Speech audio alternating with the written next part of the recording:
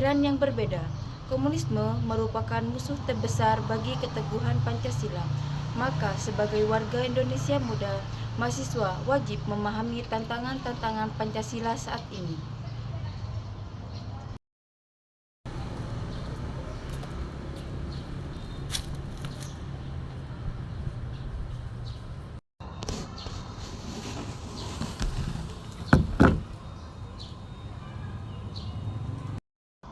Assalamualaikum warahmatullahi wabarakatuh.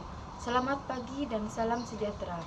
Kali ini saya akan membahas tentang pengertian filsafat dan pengertian filsafat Pancasila.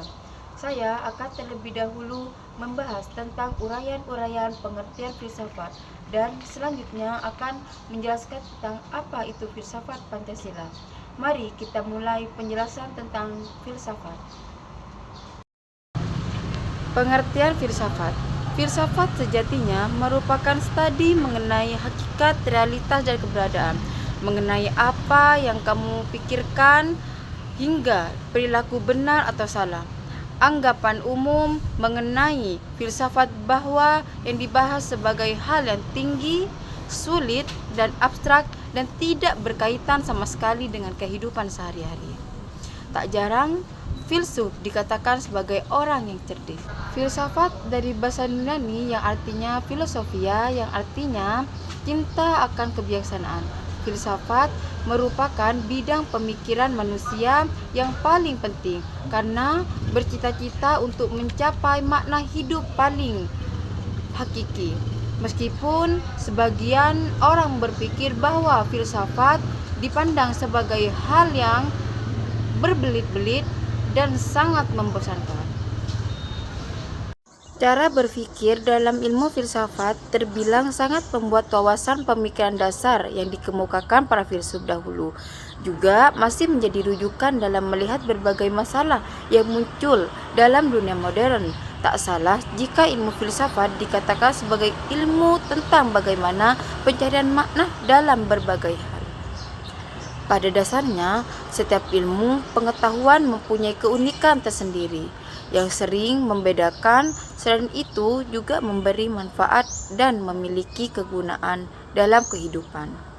Bisa dibilang filsafat merupakan bidang pemikiran manusia yang paling penting karena memiliki tujuan yang sangat krusial bagi kehidupan manusia.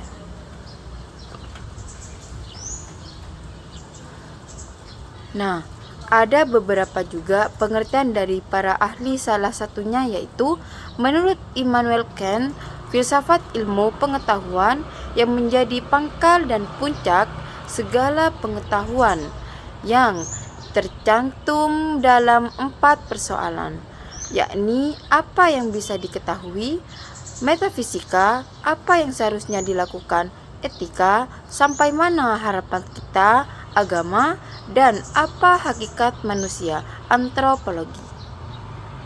Selanjutnya, saya akan menjelaskan tentang uraian-uraian dan pengertian filsafat Pancasila. Filsafat Pancasila adalah penggunaan nilai-nilai Pancasila sebagai dasar negara dan pandangan hidup bernegara. Filsafat Pancasila juga memiliki fungsi dan peran sebagai pedoman dan pegangan seperti sikap, tingkah laku, serta perbuatan dalam kehidupan sehari-hari, baik dalam bermasyarakat, berbangsa, dan bernegara untuk bangsa Indonesia. Nah, untuk mengetahui dan memahami lebih tentang filsafat Pancasila, berikut mengenai fungsi dan tujuan. Fungsi filsafat Pancasila adalah yang pertama sebagai jiwa bangsa Indonesia. Itu yang kedua sebagai kepribadian bangsa Indonesia. Yang ketiga sebagai sumber dari semua sumber hukum. Dan yang keempat sebagai pandangan hidup bangsa Indonesia. Nah, apa saja tujuan dari filsafat Pancasila? Inilah beberapa tujuan dari filsafat Pancasila, yaitu untuk mencapai bangsa yang religius dan patuh kepada Tuhan Yang Maha Esa. Yang kedua, menjadi negara nasionalis dan cinta tanah air Indonesia.